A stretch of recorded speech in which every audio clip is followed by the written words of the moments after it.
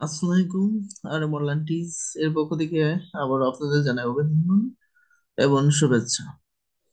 আজ আমি আপনাদের মাঝে আরো একটি গুরুত্বপূর্ণ ভিডিও নিয়ে হাজির হয়েছি। সেটি হচ্ছে প্রাথমিকে আবারও নিয়োগ কার্যক্রম স্থগিত রেখেছে সেই বিষয়ে একটি আহ, বিজ্ঞপ্তি বা নিয়োগ পেয়েছি।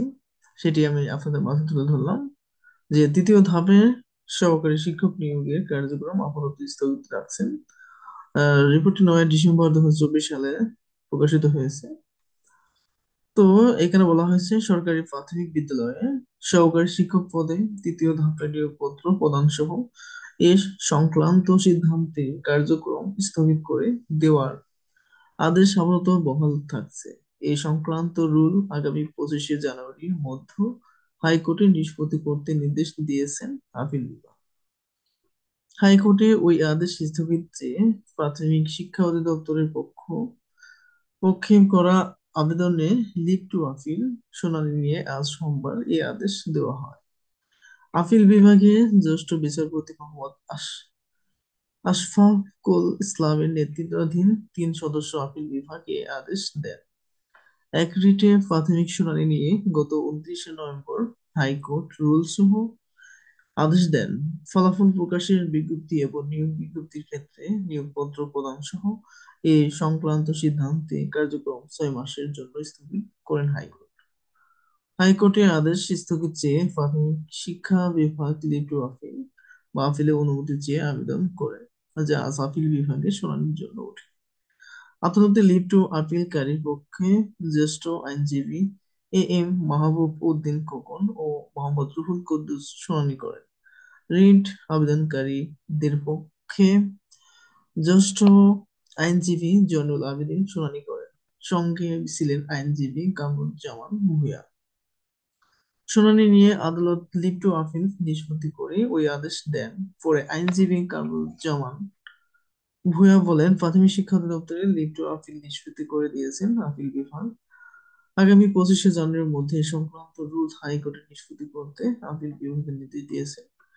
এর ফলে নিয়োগ কার্যক্রম স্থগিত করে হাইকোর্টে দেওয়া আদেশ আপাতত বহাল থাকছে, অর্থাৎ এই সময়ে নিয়োগ কার্যক্রম পরিচালনা করা যাবে না।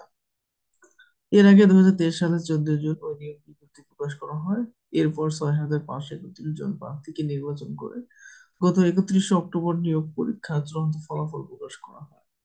ঢাকা ও চট্টগ্রাম বিভাগে এই নিয়োগে প্রাথমিক ও গণশিক্ষা মন্ত্রণালয় গত 11 নভেম্বর এই সংক্রান্ত আদেশ অনুসারে নির্বাচিত প্রার্থীদের অনুকূলে 20শে নভেম্বর নিয়োগপত্র ইস্যু করার কথা ছিল। তবে ওই নিয়োগের ক্ষেত্রে কোঠা অনুসরণের অভিযোগ তোলে। ফলাফলে প্রকাশের বৈধতা চ্যালেঞ্জ করে নিয়োগ বঞ্চিত 31 প্রার্থী গত নভেম্বরে রিটটি করেন। রিটের শুনানি নিয়ে হাইকোর্ট গত 29শে নভেম্বর রুল দেন। পাশাপাশি গত 31শে অক্টোবর ও গত 11 নভেম্বর সিদ্ধান্ত কার্যক্রম স্থগিত করেন। হাইকোর্টের আদেশের পর নিয়োগপত্র ইস্যু হয়নি।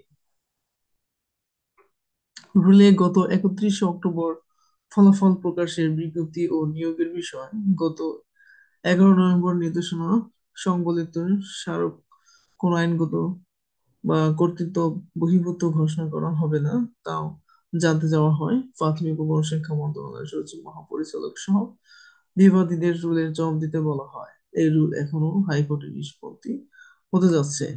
তো এই ছিল আপনাদের যারা প্রাথমিক সহকারী শিক্ষকের যে নিয়োগ বিজ্ঞপ্তি ছিল সেটি আপাতত স্থগিত করেছে। তো এই ছিল আপনাদের জন্য ভিডিও। আমি আর কথা বাড়াবো না। তো যারা প্রত্যাশী আছেন, যারা কি হবে তাদের জন্য, তো আশা করি ভালো কিছু আসুক, এটাই আমরা চাই। তো এই বলে শেষ করছি। সবাইকে ভিডিওটি দেখার জন্য ধন্যবাদ। সবাই ভালো থাকেন, সুস্থ থাকেন, আল্লাহ হাফিজ।